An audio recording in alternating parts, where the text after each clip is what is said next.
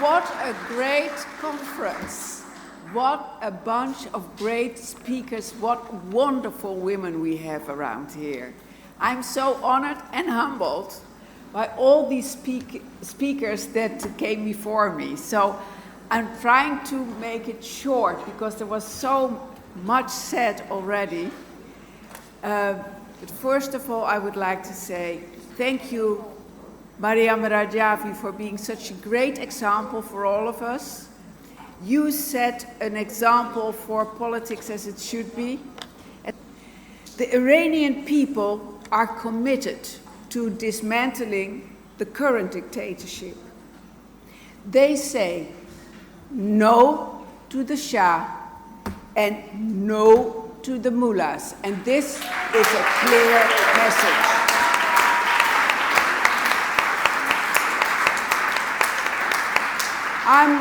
I'm rather active on social media, and I get threats from people who are supporting the Mullahs or are agents of the Mullahs or are agents of the Shahs.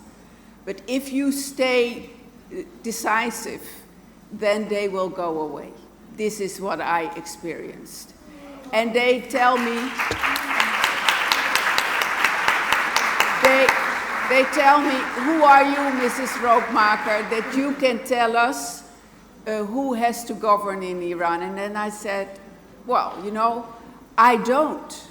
I think the people of Iran should decide, but they should be able to decide, you know? And the only one who has a big and powerful movement and is the leader of the opposition and can do this, can organize this, is Mariam Rajavi. So I want a big applause for her.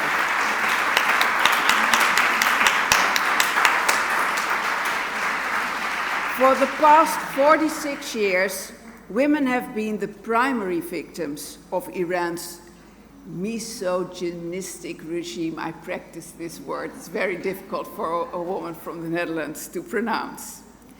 It's the discrimination against women. The situation of women in Iran is that they are terrorized by the regime, on top of what is going on in the family. Iran holds the highest record of female executions. Last year, in 2024, this was 1 in 10 days. This is extraordinary, right? This is outrageous. The regime is oppressive policies such as the compulsory hijab further marginalize and deprive women of their rights. And despite of these challenges, women in Iran are fighting for their rights. And every time when I see all these images on social media of women in Iran fighting for their rights, it's incredible. And I thought, you know, what is the United Nations doing about this? I think they are far too silent. So I thought, why do we have a United Nations? Because the title of this conference is Free Iran 2025. This shouldn't be a title, this should be a prophecy.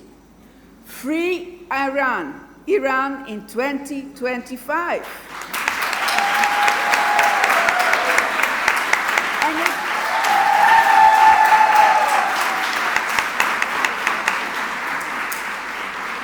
Okay, women are oppressed, and women are severely oppressed in Iran.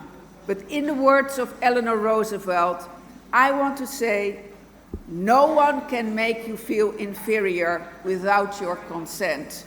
So stay brave and fight for your rights and against oppression. Iranian women refuse to be subdued and continue to resist oppressive laws. And again, this is really courageous. To world leaders today who are watching us, I urge you, I demand that you support Mariam Rajavi. She deserves it.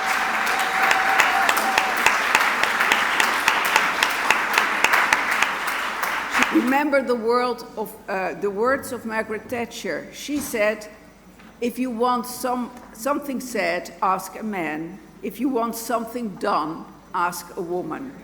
Let us act together to support the Iranian people in their quest for freedom and equality. I think the idea of the 12-point plan it is a 12-point plan. Now we need the 12-point planning to get it into execution. And I hope we can all contribute to that in the next coming years. And let's make Iran free in 2025. Thank you.